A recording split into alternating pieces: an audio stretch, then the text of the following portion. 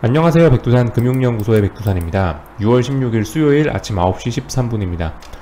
어젯밤 미국은 보시다시피 FOMC 경기 감소 하락이라고 되어 있는데요. 딱 적당한 표현인 것 같아요. FOMC 회의를 앞두고 계속 급등하는 것도 웃기잖아요. 그죠? 그러니까 급등을 이어나가려다가 하루 쉰 듯한 요런 모습을 보이고 있습니다. 나스닥이 좀 많이 빠졌고 S&P가 좀 덜 빠졌고요.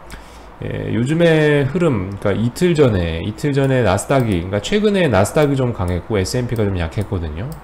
그런 거에 대한 대가를 치르는 건지 하여튼 나스닥이 좀 많이 빠지고 S&P가 좀 적게 빠졌지만 어쨌든 하락에 대한 큰 의미를 부여할 수는 없는 상황이고 FOMC 전에 좀 빠지는 거니까. 또 그리고 지금까지 올랐던 거를 살짝 되돌렸던 정도에 불과하기 때문에 사실 그렇게 큰 의미를 부여하기는 어려울 것 같습니다. 하여튼 좀 빠졌다. 이벤트를 앞두고 계속 급등하긴 뭐하니까, 계속 급등하기는 좀 뭐하니까 이제 좀 빠졌다, 이런 식으로 보는 게 제일 좋을 것 같아요.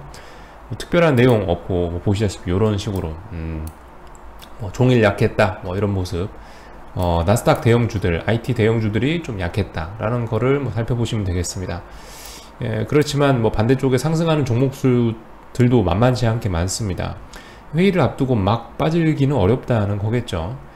아무튼 중요한 회의 내용 확인하고 움직이겠다라는 움직임이 더욱더 확실해 보입니다. 그렇지만 일단은 그 회의가 끝나고 나면 시장의 변동성은 어쨌든 위가 됐든 아래가 됐든 확대시킬 거다라는 그런 느낌 정도는 일단 받고 있습니다. 변동성 지수나 이런 걸 보면요. 하여튼 그래서 S&P S&P는 이미 일찌감치 신고가 돌파 안착해서 어제 살짝 음봉 나온 거니까 직전 지지 자리를 훼손하고 그런 거 아니죠.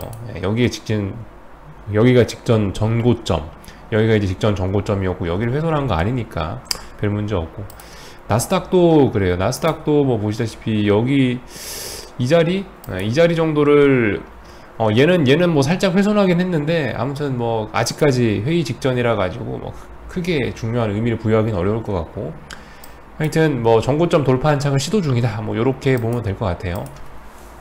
변동성은 어제도 조금씩 살아나고 있고 이래저래 좀 변동성은 확대되지 않을까 싶긴 합니다. 이래저래 FOMC 회의 끝나고 시장은 좀 움직여 보지 않을까 싶어요. 16 부근에서 아무튼 너무 오랫동안 버티고 있다 라는 점이 좀 눈에 띄긴 띕니다.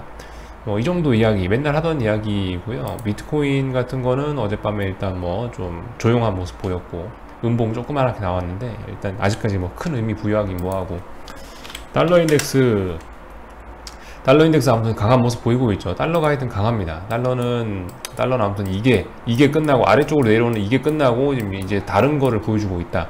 여기서 이제 좀 탄력적으로 갈 수 있을 거냐 없을 거냐라는 거를 좀 이제 언제 탄력적으로 갈 거냐를 좀 고민하는 듯한 모습 나오고 있죠. 아무튼 맨날 나오던 이야기입니다. 이 정도 보고요. 하여튼 FOMC 회의에서 이제 나올 만한 이야기들 간단하게 생각해 보면, 당연히 이번 FOMC 회의에서 테이퍼링 못하죠.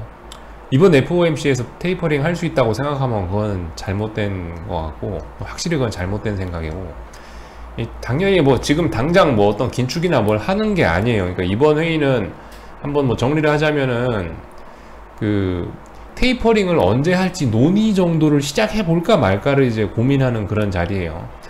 그러니까 지금 이제 FOMC 회의 직전에 보시면 고용지표하고 인플레이션하고 이런 지표들이 나왔잖아요. 물가지표하고. 고용시장의 회복은 조금 성에 덜 차지만 어쨌든 천천히 회복되고 있다라는 점이 밝혀졌고, 인플레이션은 생각보다 좀 급하다라는, 생각보다 좀 가파르게 지속적으로 진행되고 있다는 게 결과가 나오고 있는데, 모르죠. 이제 그럼에도 불구하고 하여튼 연준이 땡깡 부리면서 일시적이다 라고 하면서 도대체 언제까지 인플레이션이 계속되는 게 일시적인지 모르겠지만 일시적이라고 하면서 테이퍼링 논의를 늦출 수도 있긴 있는데, 어쨌든 뭔가 일단 인플레이션은 조금 좀 심각하게 나오긴 나왔어요. 그게 이제 지금 FOMC 그게 지금 6월 FOMC 회의를 앞둔 현재 상황이고, FOMC 회의를 보면서 고려해야 될 상황이고, 고용시장 회복은 그래 그럭저럭 정상적이네, 하지만 인플레이션은 좀 가파르네 라는 생각을 FOMC 회의 전에 일단 해야 되겠고, FOMC 회의에서 그죠? 만약에 이제 연준이 일시적이라는 물가 상승, 인플레이션을 조금 우려하는 모습이 나온다면 그럼 이제 테이퍼링에 관한 논의를 좀 구체적으로 하겠죠. 테이퍼링에 대한 논의라는 건 언제쯤 할래? 라는 거죠. 테이퍼링 언제쯤 할 수 있을까? 라는 걸 논의한다는 게 그게 테이퍼링 논의입니다. 그러니까 언제쯤에 대한 힌트를 이제 줄 수 있을지 없을지요. 뭐 근데 제 생각에 이번에도 보면 일단 안 줄 것 같다는 느낌은 좀 들긴 들어요, 왠지. 근데 아무튼 뭐 그거는 모르는 일이니까 아직까지는 모르죠. 뭐 파월의장이 뭐 생각이 바뀌어가지고 생각보다 뭐 빠르게 인플레이션 어쩌고저쩌고 뭐 인플레이션을 잡기 위한 뭔가 긴축적인 이야기를 할 수 있을지도 모르죠. 하여튼 그거는 모르는 일이고, 하여튼 그거를 우린 지켜봐야 된다. 긴축적인 이야기를 좀 할지 말지, 여기서 한 발 더 매파적으로 나가가지고 테이퍼링의 시기에 관해서 논의를 좀 할 것인지, 아니면은 그조차 안 하고 그냥 평상시처럼 계속 지금까지 스탠스처럼 계속 그냥 평화롭게 흘러갈 건지, 그런 점을 좀 지켜보면 될 것 같습니다. 그거 이외에도 이제 신경 써야 될 점이라면은 뭐 말씀드렸다시피 IOER 금리라든가 RRP 금리라든가 그런 좀 미세 조정 정도로 할 것이냐 말 것이냐를 좀 지켜보면 되겠죠.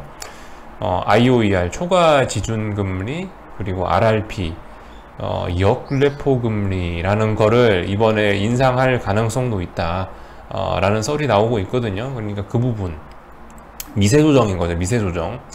연준에서도 아무튼 간에 지금 시장의 유동성이 갈 데가 없다, 이것 때문에 버블 우려 이런 게 있으니까 그 시중의 유동성을 잡기 위해서 그런 IOER이라든가 RRP 금리를 미세 조정할 생각 정도는 있는 것 같아요. 그러니까 그런 부분 미세 조정하는지. 안 그래도 최근에 한 2-3거래일 동안 나오는 뉴스를 보면은 RRP 시장 쪽으로 일단 돈이 많이 몰린다고 하긴 하거든요. 그러니까 무슨 얘기냐면 시중에 유동성이 갈 데가 없어가지고 이제 다시 연준으로 빨려 들어가고 있다는 이야기이긴 한데, 모르죠. 일단은 어떻게 할지 일단 그런 부분도 좀 부가적으로 지켜보면 될 것 같습니다. 하여튼 요즘에 시중에 딱히 뭐 돈이 더 이상 갈 데가 없으니까 유동성들이 다시 어떤 연준 쪽으로 좀 빨려드는 모습이 조금씩 나타나고는 있긴 있습니다. 최근에 뉴스 기사들이 한 이틀 연속으로 나왔어요. 뭐 연준 영레포로 뭐 사상 최대 규모의 유동성이 뭐 유입됐다, 이런 기사들이 한 하루 이틀 정도 보이긴 보였거든요. 그게 만약에 여기서 이제 IOER이라든가 RRP 금리를 좀 올리게 되면 그게 좀 더 가속화될 수 있겠죠. 연준이 좀 더 시중의 돈을 좀 더 공격적으로 빨아갈 수도 있겠죠. 이번에 어쨌든 한 2거래일쯤 전부터 그렇게 계속 RRP로 돈이 몰린다, 계속 연준이 돈을 많이 빨아먹고 있다라는 게 부각이 된다면은 이번에 RRP 금리도 안 올리고 그냥 아무 일도 없던 것처럼 또 지나갈 수도 있겠고요. 하여튼 얘기가 좀 길어졌는데, 결과적으로 연준이 해야 될 연준의 이번에 움직임의 포인트 그거다.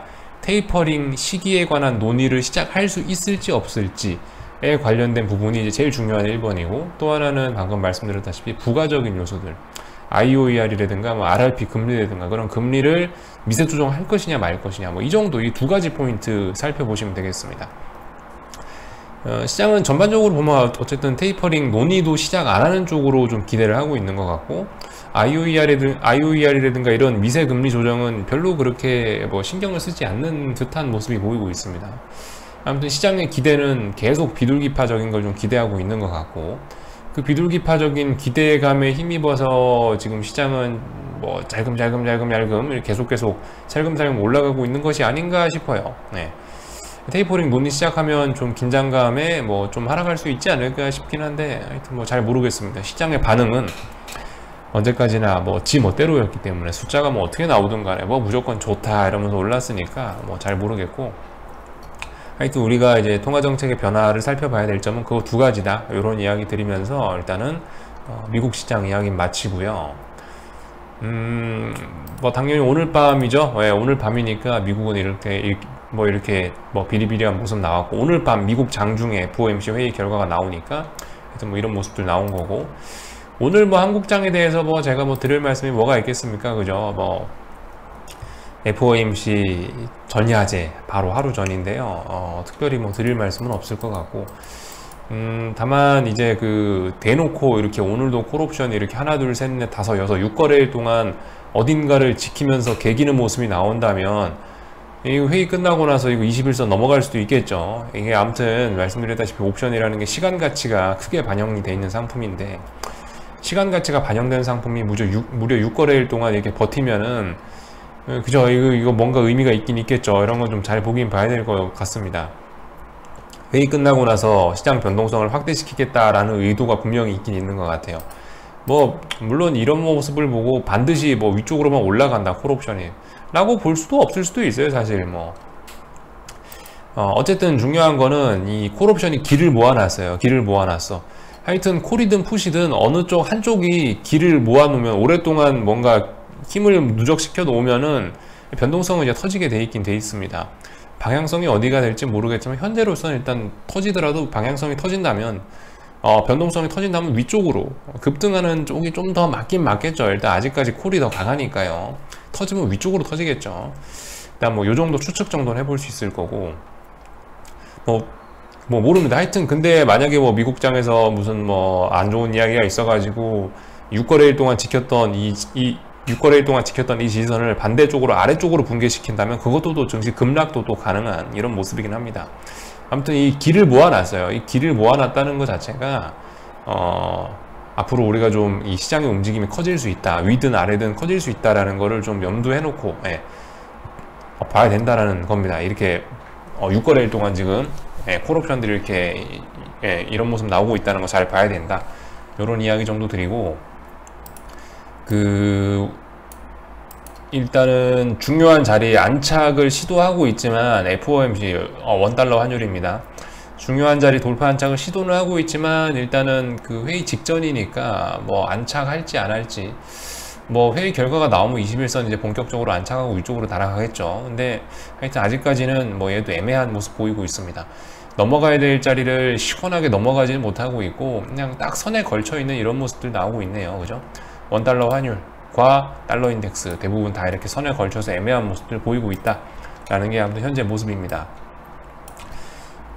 아무튼 그래요. 안 그래도 지금 요즘 뭐 올해 내내 6개월 동안 삼성전자는 박스권이었고, 개인들이 삼성전자에다가 아주 어마어마한 애정을 쏟아놨는데, 솔직히 좀 그래요. 일단 삼성전자가 못 가고 시장이 갈 수 있냐? 그거 좀 말도 안 된다는 소리라고 생각을 하거든요. 삼성전자 안 가고 어떻게 시장이 갈 건데, 시가총액의 30%인데 거의 그죠? 아마 30% 정도 될 거예요. 그러니까 시장의 3분의 1이 삼성전자인데, 물론 삼성전자에다 하이닉스라든가 이런 거 다 더하면은 더 되겠죠. 그러니까 사실상 시장에 조금 과장을 보태서 시장의 절반이 반도체인데, 시장의 절반이 이렇게 비리비리한데 이거 시장이 가봐야 얼마나 가겠냐라는 생각을 개인적으로 하긴 해요. 가더라도 탄력적으로 가기는 힘들 거다라는 생각을 하고 있고, 또 어쨌든 외국인들이 바보멍청이는 아닐 거다라는 생각을 하고 있습니다. 이거 여기서 지금 뭐 제가 얼마를 개인이 샀는지 모르겠지만, 이거 이제 여기서 가려면은 그죠? 수십조 단위로 돈이 들어와야 되는데, 삼성전자 수십조 단위로 이거 돈을 집행해 줄까? 라는 생각을 개인적으로 좀 하고 있고요. 근데 이런 점들은 좀 고려해야 될 것 같아요. 예전과 좀 다르다는 점이고, 지금 어쨌든 삼성전자가 약하니까 우리가 맨날 보고 있는 이 선물 지수는 사실 이제 박스권 안에서 계속 비리비리 하거든요. 계속 436 못 넘어가고 이러고 있는데, 아무튼 그 중소형주들이 좋긴 좋나 봐요. 중소형주들은 이제 오늘도 뭐 신고가를 쓰면서 이렇게 막 날아가고 있는데, 그러니까 중소형주들의 힘, 뭐 기타 개별 종목들의 힘이라고 생각합니다. 삼성전자는 아무튼 약하기 때문에, 대형주가 약하기 때문에 선물은 아직 436도 못 넘고 있는데, 코스피는 뭐 지 혼자 열심히 가고 있습니다. 그죠? 물론 이 와중에도 뭐 계속 고점은 높아지고 뭐 종가는 높아지고 있지만, 종가는 그 어느 때보다 높아지고 있지만, 그럼에도 불구하고 이 다이버전스는 해소될 모습이 보이지 않고 있고, 그죠?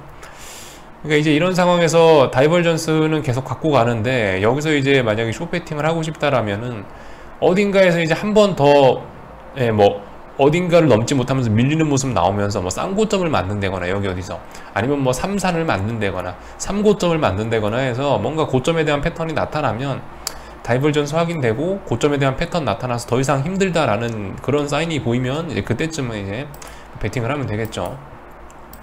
하여튼 뭐 지금 시장 모습이 참 그렇습니다. 보니까 시장 분위기 자체는 좋으니까 당장 이 선물 지수와 파생 상품과 이런 거에 영향을 받지 않는 그런 작은 친구들을 가지고 막 시장은 막 어쨌든 계속 상승을 하고 있는 것 같고, 삼성전자라든가 선물 이런 거는 국제시장, 뭐 해외시장, 뭐 FOMC 눈치 봐야 되니까 설설설설 기고 있고, 그리고 개인들의 개인들의 그 열렬한 사랑에 힘입어서 더욱더 삼성전자나 이런 거는 좀 처지고 있는 모습들이 좀 보이고 있는 것 같고, 아무튼 그래요. 뭐 제 생각은 그렇습니다. 삼성전자 저렇게 해놓고 시장이 강하게 상승할 수 있다? 그건 좀 이제 말이 좀 안 되는 것 같고, 뭐 당연히 안 찾아봤지만 삼성전자도 아마 다이버전스일걸요? 다이버전스일 거고, 다만 이제 어딘가를 또 강력하게 붕괴시키거나 고점이 나오는 패턴이 또 보이면은, 그럼 또 이제 삼성전자도 또 굉장히 또 안 좋은 모습이 나올 수 있겠죠.